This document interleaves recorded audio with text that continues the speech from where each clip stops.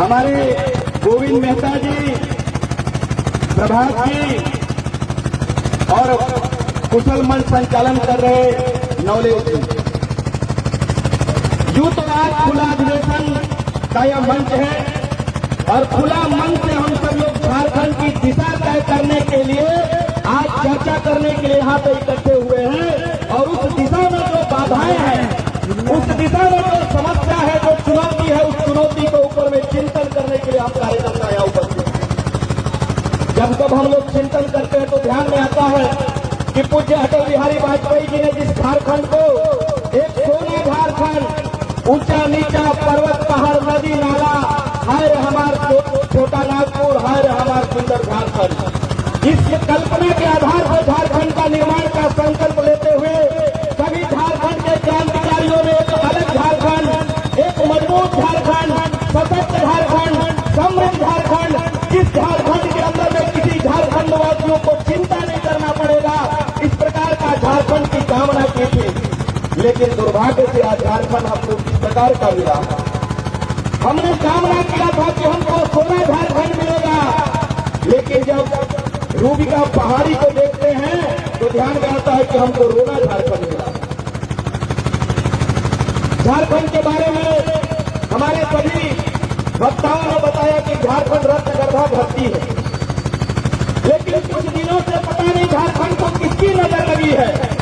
जब हम national crime record bureau का रिपोर्ट देखते हैं तो ध्यान में आता है कि 2019 से लेकर के 2022 के अंदर में मात्र इतने ही कालखंड में झारखंड के अंदर में 4,810 से ज्यादा बहनों का बलात्कार हुआ है जो हेमंत सरकार के राशि के अंदर में।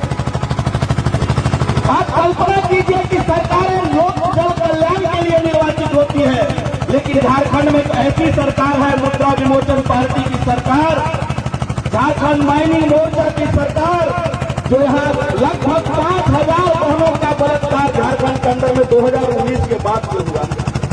और मुझे दुख के साथ यह बताते हुए खुद में भी बहुत कष्ट हो रहा है कि जिसमें ऐसी बहनें हैं जिनका 46 ऐसी बहनें हैं जिससे 2 से ज्यादा बार उनका बलात्कारी झारखंड के अंदर में बलात्कारी सरकार के नेतृत्व में इस प्रकार का आंकड़ा हम सब लोग के सामने आता है। एक और आंकड़ा हम सब लोग देखते हैं कि झारखंड के अंदर में बहनें सुरक्षित नहीं है। जब राष्ट्रीय क्राइम रिपोर्ट का हम सब लोग आंकड़ा देखते हैं तो ध्यान में आता है कि झारखंड के अंदर में 18 से 30 साल की उम्र की जो हमारी बहनों की उम्र सीमा है, मात्र 2021 और 2022 में 901 बहनों का बलात्कार इस मौजूदा सरकार के किस प्रकार की व्यवस्था है जिसमें बलात्कारियों का मंसूबा जान के ऊपर चला गया, लेकिन यहाँ की सरकार अभी भी वो जनमानस को अलग अलग मुद्दे पर लड़ाने की काम कर रही है। बहनों भाइयों, आज हम सब लोगों को मालूम है कि देश प्रगति के पथ पर अग्रसर है, लेकिन झारखंड के संदर्भ में देखते हैं 2020 और 2022 के बीच में लगभग 56 महिलाओं का डायल गिटारी के नाम पर हत्या होना, यह बताता है कि इस राज्य के अंदर में पुलिस का और प्रशासन का डर का नाम का जो चीज है पूर्णतः समाप्त हो चुका है। बहुत ही दुख के साथ जिन महापुरुषों ने झारखंड अलग झारखंड आंदोलन का संकल्प किया था, आज बाप बेटे की सरकार ने झारखंड को शर्मसार करके रख दिया। आज भी हम सब लोग देखते हैं कि झारखंड की जनता की तो भगवान के भरोसे हेमंत सरकार ने छोड़ा है।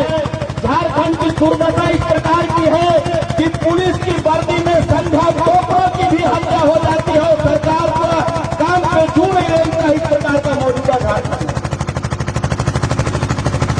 तो मुझे लगता है भाइयों बहनों कि झारखंड के अंदर में हमारे प्रदेश मंत्री जी जो बता रहे थे भगवान बिरसा मुंडा ने गुलगुलान किया था अंग्रेजों के खिलाफ में, अब मौजूदा दौर में जो झारखंड माइनिंग मोर्चा पार्टी है उसके खिलाफ में गुलगुलान करने की आवश्यकता है। रोजगार के संदर्भ में यहाँ पे बात हो रही थी, लगभग 3.5 लाख हेमंत सोरेन का और रिकॉर्ड शासन है, 3.5 लाख पद झारखंड के अंदर में खाली है, लेकिन इसके बावजूद भी सरकार झारखंड के अंदर में नियुक्ति का अवसर उपलब्ध नहीं करा रही है। मुझे लगता है कि ये सरकार युवाओं की विरोधी सरकार है, ये नियुक्ति विरोधी सरकार है। आज 90,000 से ज्यादा पद उच्च शिक्षा के अंदर में खाली है। मैं पूछना चाहता हूं कि ये सरकार इस वायदे के साथ आई थी कि जो बेरोजगार है उनको बेरोजगारी भत्ता देंगे, बड़ी लाखों संख्या में रोजगार देंगे। मैं पूछना चाहता हूं कि आप नई रोजगार मत दो, लेकिन जो रोजगार अभी भी खाली है 3.5 लाख से ज्यादा पर, उसको भरने में आपको क्या कठिनाई आ रही है? इस नौजवानों के सामने एक श्वेत पत्र लेकर आने का काम कीजिए। बहनों भाइयों, जिस झारखंड के हम सब लोग बोलते हैं कि झारखंड रक्त गर्भा है, झारखंड आज हिंदुस्तान को हर प्रकार की समृद्धि देने का सामर्थ्य रखता है, उस झारखंड के अंदर में आज दुर्दशा इस प्रकार की मौजूदा सरकार ने कर रखा है कि महिला तस्करी सबसे ज्यादा झारखंड की हमारी आदिवासी बहनों का दिल्ली के बाजार में ले जाकर सरेआम नीलाम कराने के बावजूद भी हेमंत को शर्म नहीं आती है इस प्रकार का मौजूदा झारखंड बनाकर रखा। क्या भगवान बिरसा मुंडा की आत्मा ऊपर से नहीं रो रही होगी? क्या स्वतंत्रता स्वराज के लिए सिद्धू कानू ने जिस आंदोलन का संकनाद किया था कि हमारे जो अबुआ दिसुम अबुआ राज, हम सब लोग देखते हैं कि अबुआ दिसुम अबुआ राज हर जगह पे लिखा रहता है। मैं पूछना चाहता हूं, क्या यही अबुआ दिसुम अबुआ राज है कि हमारे लोगों को रोजगार को लेकर सुरक्षा के लिए हमको दर दर भटकना पड़ रहा है? इस प्रकार का मौजूदा दौर में झारखंड की परिस्थिति बनी हुई है। भाइयों बहनों, आज हमारा चाहे पाकुड़ का कार्यकर्ता हो, चाहे साहेबगंज का कार्यकर्ता हो, कोटा का कार्यकर्ता हो, आज किस प्रकार से बांग्लादेशी अनुप्रवेश के कारण से एक हमारा जनसंख्या का संतुलन बिगड़ रहा है। आज पाकुड़ के अंदर में सरेआम देश विरोधी गतिविधियों का संचालन होता है। आज साहेबगंज के अंदर में तिरंगा के खिलाफ रैली होता है, लेकिन मौजूदा सरकार पूजा सिंघल से लेकर के पंकज मिश्रा को बचाने में अपना पूरा समय और संसाधन लगा रही है। इस प्रकार की भ्रष्ट सरकार, हम सब लोगों को मालूम है कि हम जिस परंपरा से आते हैं, गलती करने वाले को मां कान पकड़ करके उसको दंडित करती है, प्रताड़ित करती है। लेकिन इस राज्य के अंदर में लाखों करोड़ों रुपए डकारने के बाद भी पूजा सिंघल को बचाने के लिए सरकार महंगे वकीलों को हायर करती है।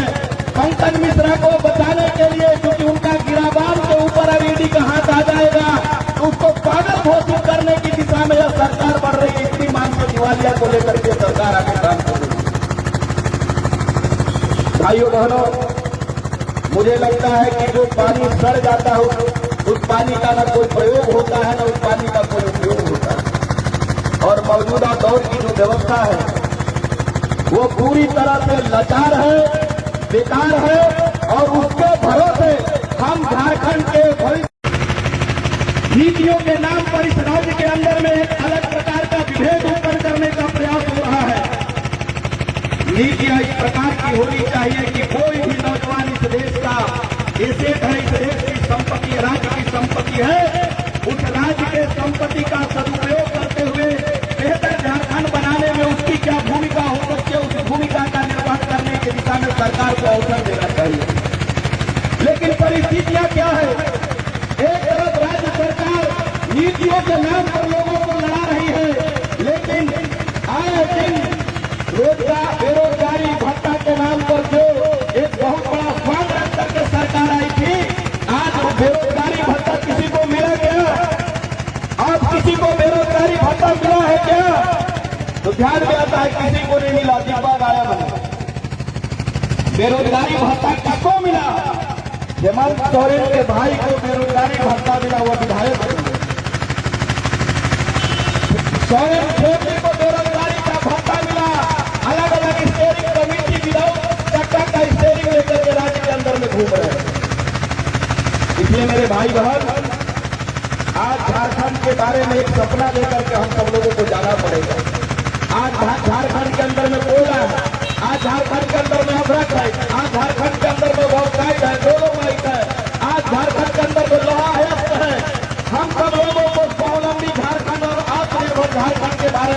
करना पड़ेगा कि झारखंड के अंदर में आज झारखंड से जो कच्चा खरीद संसाधन बाहर भेजा जा रहा है, चाइना भेजा जा रहा है, बांग्लादेश भेजा जा रहा है। आज हम सरकार को बाध्य करें कि राज्य के अंदर में औद्योगिक संस्थाएं विकसित करते हुए स्वरोजगार और रोजगार के साधन के लिए एक बेहतर झारखंड के बारे में हमको विचार करना पड़ेगा और मौजूदा सरकार को भी जगाने के लिए एक बड़ा अट्टहास करना पड़ेगा, मौन तोड़ना पड़ेगा, हल्ला बोलना पड़ेगा। इसलिए मेरे भाई बहन, झारखंड के बारे में शिक्षा से लेकर के रोजगार हो, महिला सुरक्षा से लेकर नक्सलियों की घटना हो, मौजूदा सरकार से बहुत अपेक्षा नहीं रख सकते।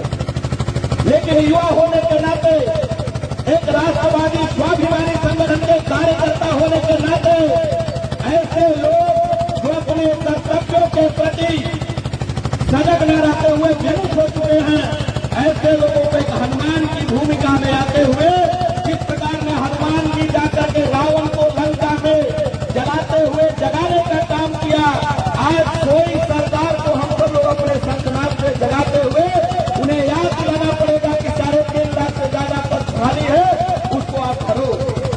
उसको याद दिलाना पड़ेगा कि 90,000 प्राथमिक विद्यालयों में पद खाली है, उसको आपको भरना पड़ेगा।